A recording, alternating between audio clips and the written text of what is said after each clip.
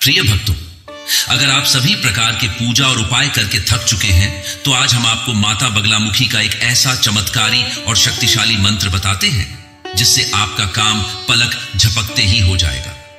माता बगलामुखी का यह मंत्र शत्रुओं को परास्त करने और उन पर विजय पाने का सबसे बड़ा अस्त्र है।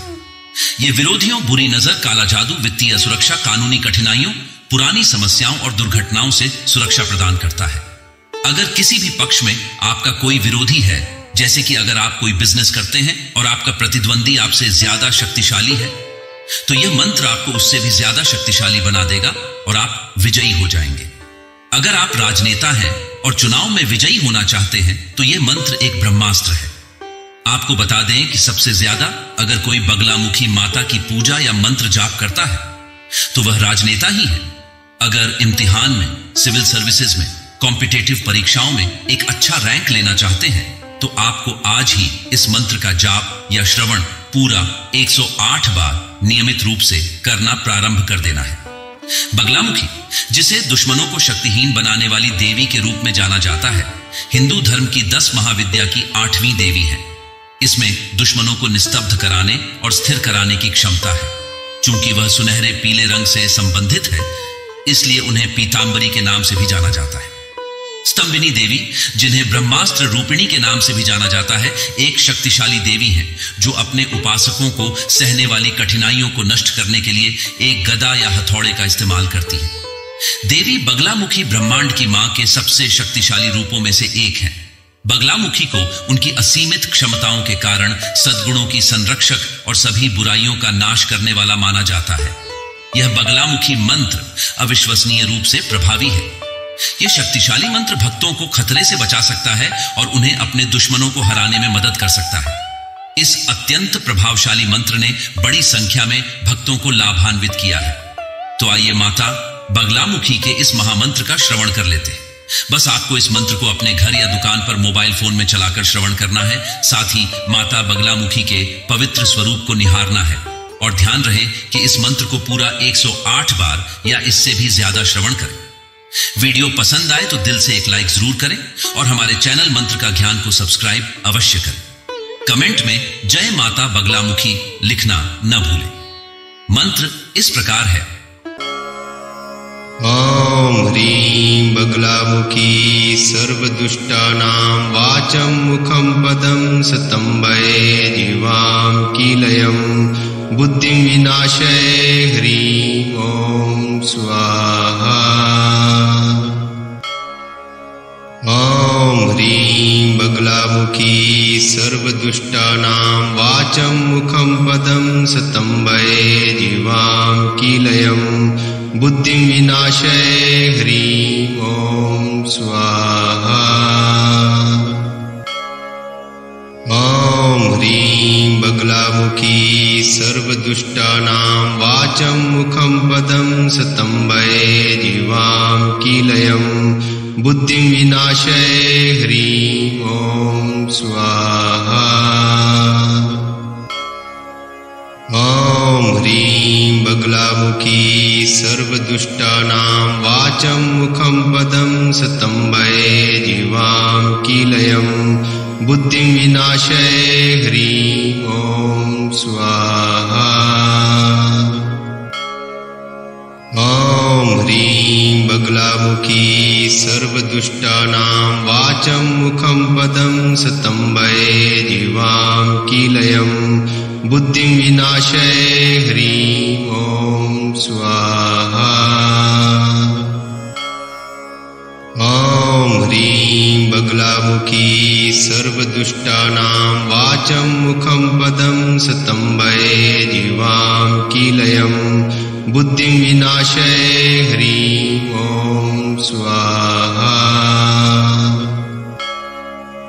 ॐ ह्रीं बगलामुखी सर्वदुष्टानां वाचं मुखं पदं स्तम्भये जीवां कीलयं बुद्धिं विनाशय ह्रीं ॐ स्वाहा।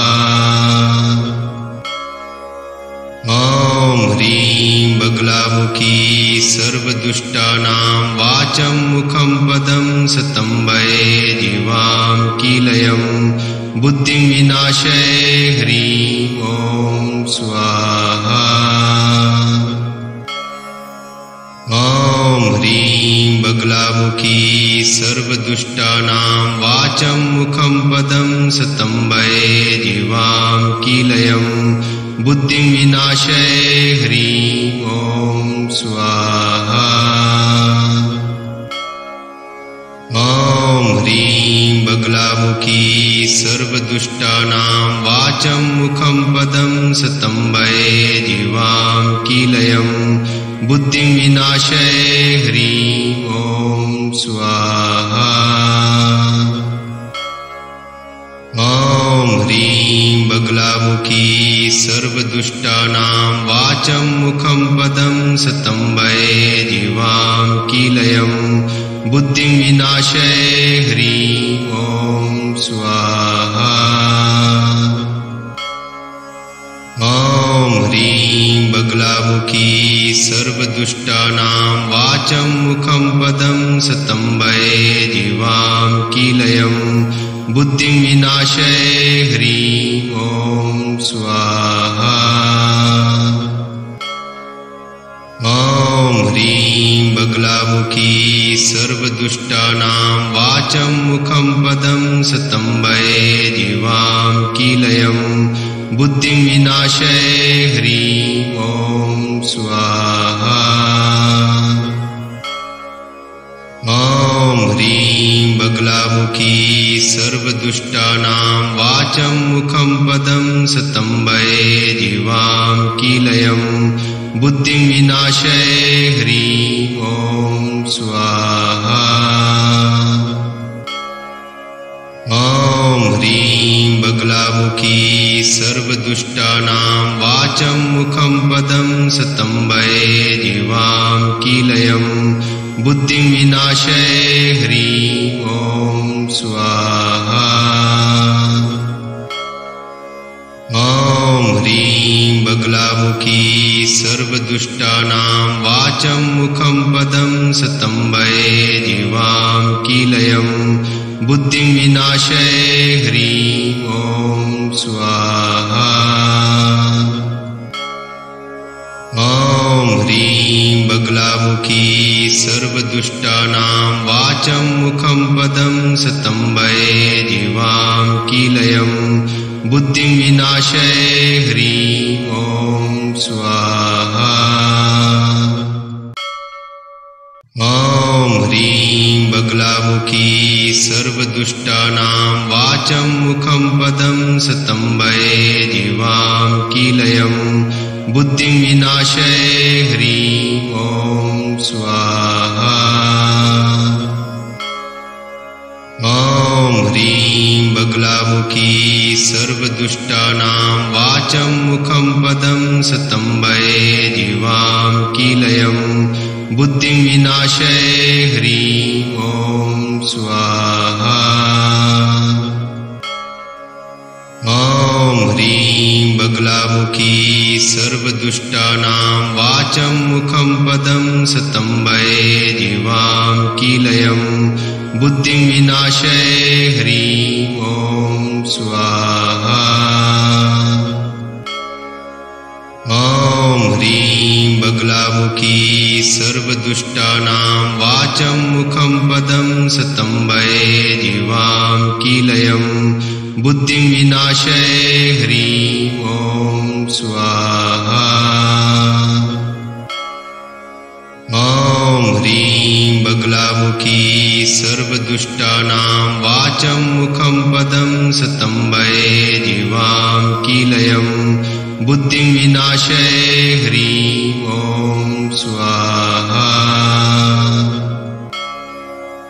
ॐ ह्रीं बगलामुखी सर्वदुष्टानां वाचं मुखं पदं स्तम्भये जीवां कीलयं बुद्धिं विनाशय ह्रीं ॐ स्वाहा। ॐ ह्रीं बगलामुखी सर्वदुष्टानां वाचं मुखं पदं स्तम्भये जीवां कीलयं बुद्धिं विनाशय ह्रीं ॐ स्वाहा। बगलामुखी सर्वदुष्टानां वाचं मुखं पदं सतम्बये जीवां कीलयं बुद्धिं विनाशये ह्रीं ॐ स्वाहा। ॐ ह्रीं बगलामुखी सर्वदुष्टानां वाचं मुखं पदं सतम्बये जीवां कीलयं बुद्धिं विनाशये ह्रीं ॐ स्वाहा। ॐ ह्रीं बगलामुखी सर्वदुष्टानां वाचं मुखं पदं सतम्बये जीवां कीलयं बुद्धिं विनाशये ह्रीं ॐ स्वाहा। ॐ ह्रीं बगलामुखी सर्वदुष्टानां वाचं मुखं पदं सतम्बये जीवां कीलयं बुद्धिं विनाशये ह्रीं ॐ स्वाहा। ॐ ह्रीं बगलामुखी सर्वदुष्टानां वाचं मुखं पदं सतम्बये जीवां कीलयं बुद्धिं विनाशये ह्रीं ॐ स्वाहा। ॐ ह्रीं बगलामुखी सर्वदुष्टानां वाचं मुखं पदं सतम्बये जीवां कीलयं बुद्धिं विनाशये ह्रीं ॐ स्वाहा। ॐ ह्रीं बगलामुखी सर्वदुष्टानां वाचं मुखं पदं सतम्बये जीवां कीलयं बुद्धिं विनाशये ह्रीं ॐ स्वाहा। ॐ ह्रीं बगलामुखी सर्वदुष्टानां वाचं मुखं पदं सतम्बये जीवां कीलयं बुद्धिं विनाशये ह्रीं ॐ स्वाहा। ॐ ह्रीं बगलामुखी सर्वदुष्टानां वाचं मुखं पदं सतम्बये जीवां कीलयं बुद्धिं विनाशये ह्रीं ॐ स्वाहा।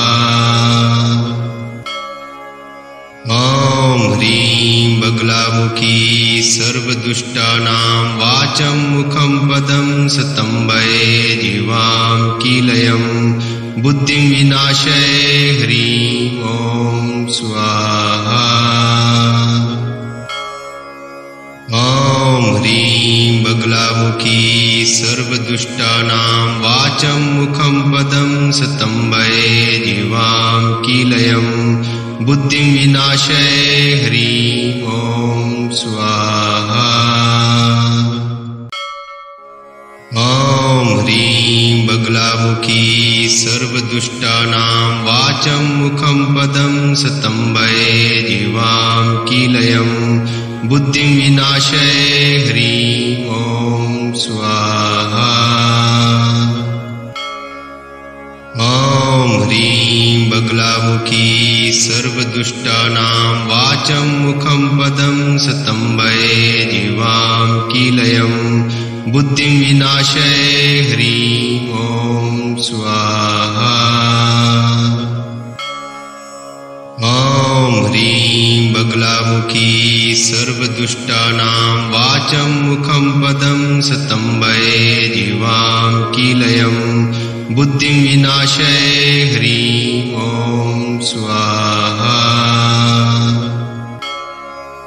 ॐ ह्रीं बगलामुखी सर्वदुष्टानां वाचं मुखं पदं सतम्बये जीवां कीलयं बुद्धिं विनाशये ह्रीं ॐ स्वाहा।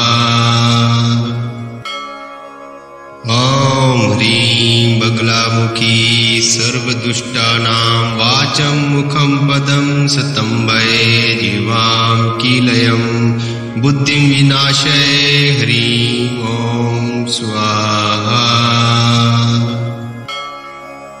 ॐ ह्रीं बगलामुखी सर्वदुष्टानां वाचं मुखं पदं सतम्बैर्जीवां कीलयं बुद्धिं विनाशय ह्रीं ॐ स्वाहा।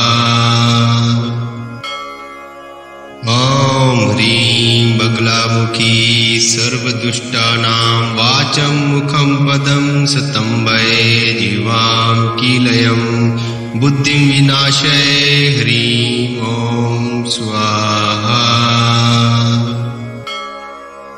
ॐ ह्रीं बगलामुखी सर्वदुष्टानां वाचं मुखं पदं सतम्बैर्जीवां कीलयं बुद्धिं विनाशय ह्रीं ॐ स्वाहा। ॐ ह्रीं बगलामुखी सर्वदुष्टानां वाचं मुखं पदं सतम्बैर्जीवां कीलयं बुद्धिं विनाशय ह्रीं ॐ स्वाहा। ॐ ह्रीं बगलामुखी सर्वदुष्टानां वाचं मुखं पदं सतम्बैर्जीवां कीलयं बुद्धिं विनाशय ह्रीं ॐ स्वाहा। ॐ ह्रीं बगलामुखी सर्वदुष्टानां वाचं मुखं पदं सतम्बैर्जीवां कीलयं बुद्धिं विनाशय ह्रीं ॐ स्वाहा। ॐ ह्रीं बगलामुखी सर्वदुष्टानां वाचं मुखं पदं सतम्बैर्जीवां कीलयं बुद्धिं विनाशय ह्रीं ॐ स्वाहा। ॐ ह्रीं बगलामुखी सर्वदुष्टानां वाचं मुखं पदं सतम्बैर्जीवां कीलयं बुद्धिं विनाशय ह्रीं ॐ स्वाहा। ॐ ह्रीं बगलामुखी सर्वदुष्टानां वाचं मुखं पदं सतम्बैर्जीवां कीलयं बुद्धिं विनाशय ह्रीं ॐ स्वाहा।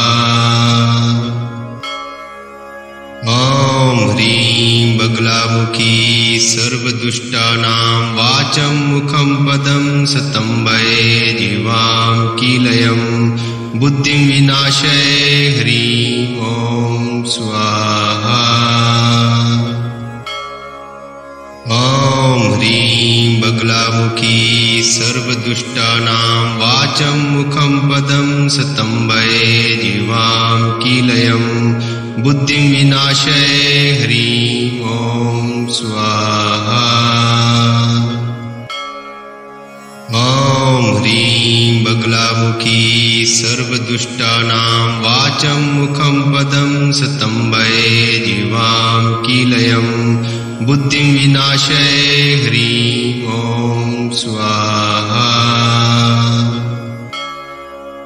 ॐ ह्रीं बगलामुखी सर्वदुष्टानां वाचं मुखं पदं सतम्बैर्जीवां कीलयं बुद्धिं विनाशय ह्रीं ॐ स्वाहा। ॐ ह्रीं बगलामुखी सर्वदुष्टानां वाचं मुखं पदं सतम्बैर्जीवां कीलयं बुद्धिं विनाशय ह्रीं ॐ स्वाहा। ॐ ह्रीं बगलामुखी सर्वदुष्टानां वाचं मुखं पदं सतम्बैर्जीवां कीलयं बुद्धिं विनाशय ह्रीं ॐ स्वाहा। ॐ ह्रीं बगलामुखी सर्वदुष्टानां वाचं मुखं पदं सतम्बैर्जीवां कीलयं बुद्धिं विनाशय ह्रीं ॐ स्वाहा। ॐ ह्रीं बगलामुखी सर्वदुष्टानां वाचं मुखं पदं सतम्बये जीवां कीलयं बुद्धिं विनाशय ह्रीं ॐ स्वाहा। ॐ ह्रीं बगलामुखी सर्वदुष्टानां वाचं मुखं पदं सतम्बये जीवां कीलयं बुद्धिं विनाशय ह्रीं ॐ स्वाहा। ॐ ह्रीं बगलामुखी सर्वदुष्टानां वाचं मुखं पदं सतम्बये जीवां कीलयं बुद्धिं विनाशय ह्रीं ॐ स्वाहा।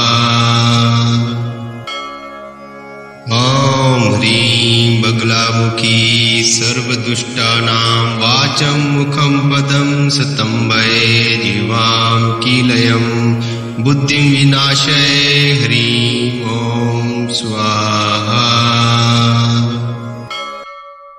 ॐ ह्रीं बगलामुखी सर्वदुष्टानां वाचं मुखं पदं सतम्बये जीवां कीलयं बुद्धिं विनाशय ह्रीं ॐ स्वाहा।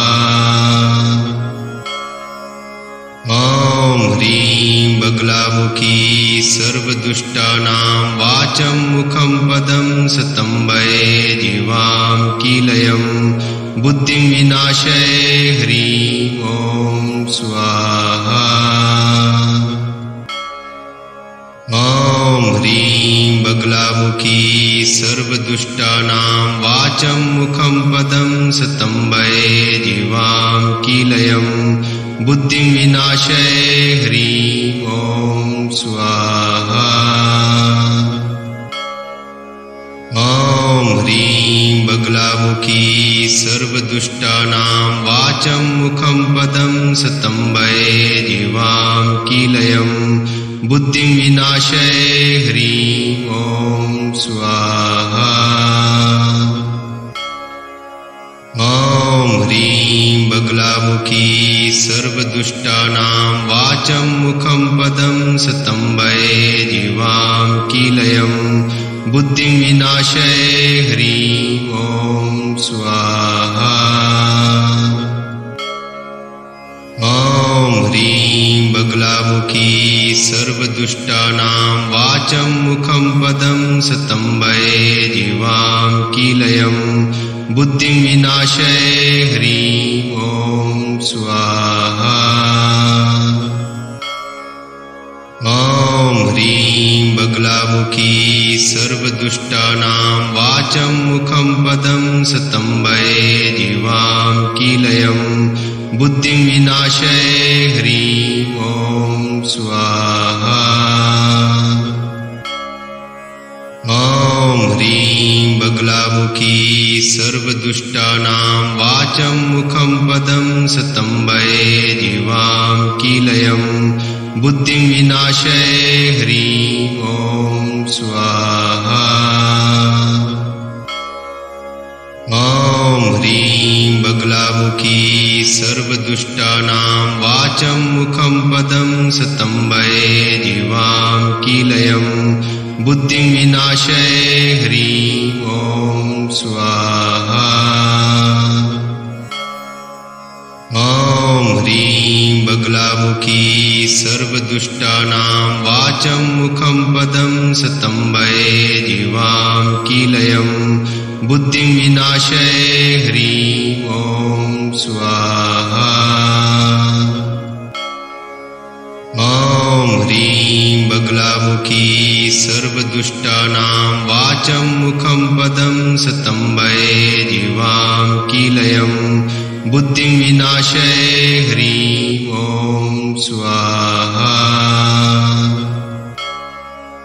ॐ ह्रीं बगलामुखी सर्वदुष्टानां वाचं मुखं पदं सतम्बये जीवां कीलयं बुद्धिं विनाशय ह्रीं ॐ स्वाहा।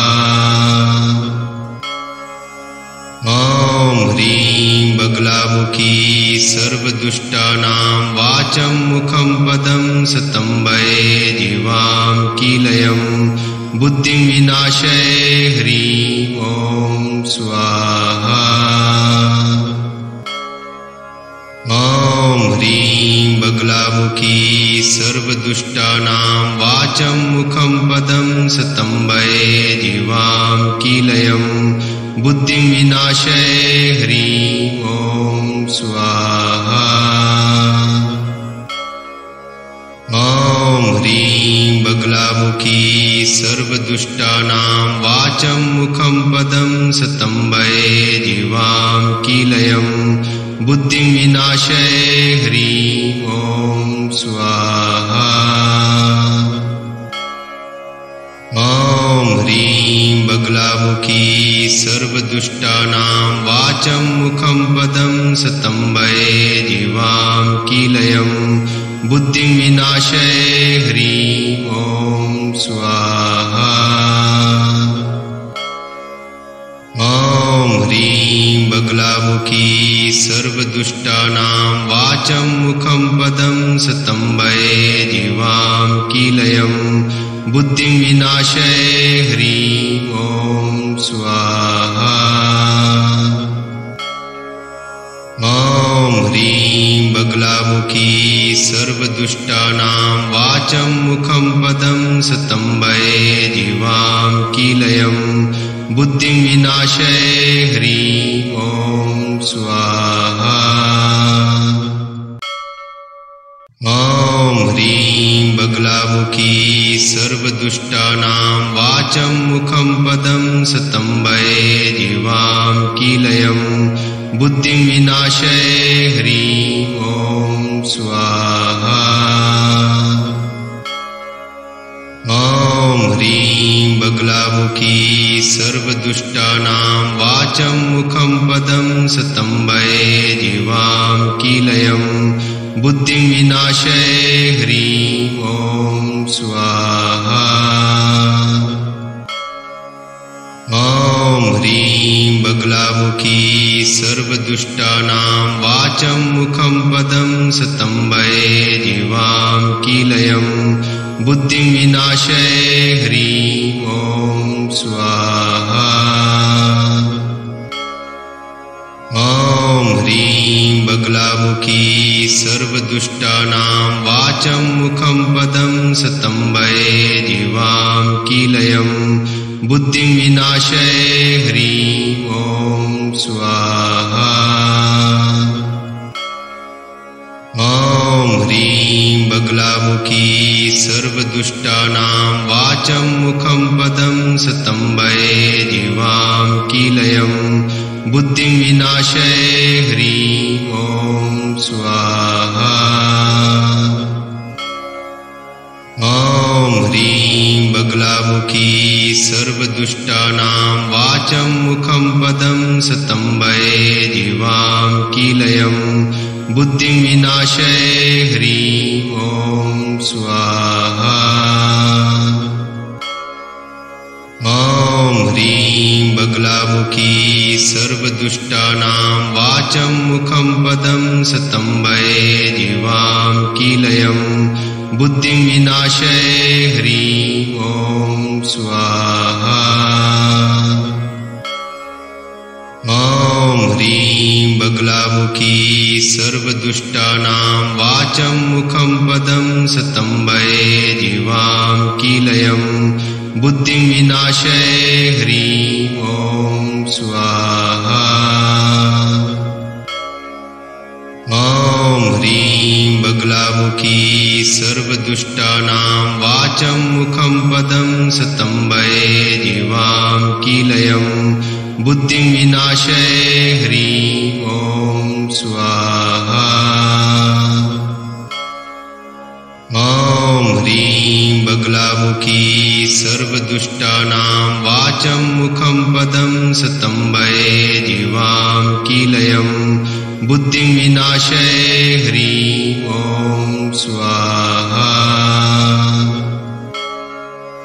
ॐ ह्रीं बगलामुखी सर्वदुष्टानां वाचं मुखं पदं स्तम्भये जीवां कीलयं बुद्धिं विनाशय ह्रीं ॐ स्वाहा।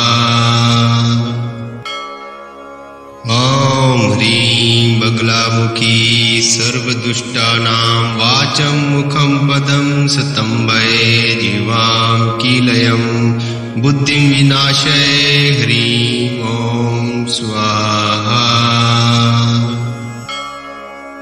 ॐ ह्रीं बगलामुखी सर्वदुष्टानां वाचं मुखं पदं सतम्बये जीवां कीलयं बुद्धिं विनाशये ह्रीं ॐ स्वाहा। ॐ ह्रीं बगलामुखी सर्वदुष्टानां वाचं मुखं पदं सतम्बये जीवां कीलयं बुद्धिं विनाशये ह्रीं ॐ स्वाहा। ॐ ह्रीं बगलामुखी सर्वदुष्टानां वाचं मुखं पदं सतम्बये जीवां कीलयं बुद्धिं विनाशये ह्रीं ॐ स्वाहा। ॐ ह्रीं बगलामुखी सर्वदुष्टानां वाचं मुखं पदं सतम्बये जीवां कीलयं बुद्धिं विनाशये ह्रीं ॐ स्वाहा। ॐ ह्रीं बगलामुखी सर्वदुष्टानां वाचं मुखं पदं सतम्बये जीवां कीलयं बुद्धिं विनाशये ह्रीं ॐ स्वाहा। ॐ ह्रीं बगलामुखी सर्वदुष्टानां वाचं मुखं पदं सतम्बये जीवां कीलयं बुद्धिं विनाशये ह्रीं ॐ स्वाहा।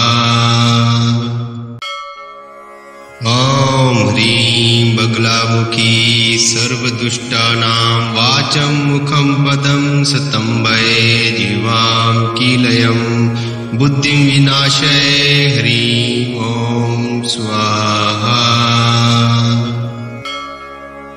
ॐ ह्रीं बगलामुखी सर्वदुष्टानां वाचं मुखं पदं सतम्बये जीवां कीलयं बुद्धिं विनाशये ह्रीं ॐ स्वाहा। ॐ ह्रीं बगलामुखी सर्वदुष्टानां वाचं मुखं पदं सतम्बये जीवां कीलयं बुद्धिं विनाशये ह्रीं ॐ स्वाहा। ॐ ह्रीं बगलामुखी सर्वदुष्टानां वाचं मुखं पदं सतम्बये जीवां कीलयं बुद्धिं विनाशये ह्रीं ॐ स्वाहा। ॐ ह्रीं बगलामुखी सर्वदुष्टानां वाचं मुखं पदं सतम्बये जीवां कीलयं बुद्धिं विनाशये ह्रीं ॐ स्वाहा।